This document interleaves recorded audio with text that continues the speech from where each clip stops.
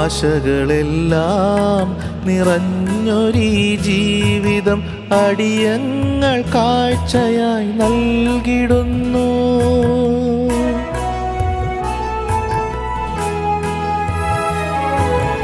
ആശകളെല്ലാം നിറഞ്ഞൊരീ ജീവിതം അടിയങ്ങൾ കാഴ്ചയായി നൽകിടുന്നു. ആനന്ദരാഗമായി അങ്ങിൽ ലയിക്കുവാനാദിസ്വരൂപാ കൃപയരുൾക, നാഥാ കൃപയരുൾക. ആത്മസ്വരൂപ ആനന്ദരൂപ ആശ്വാസമേകുവാൻ നീ വരിക.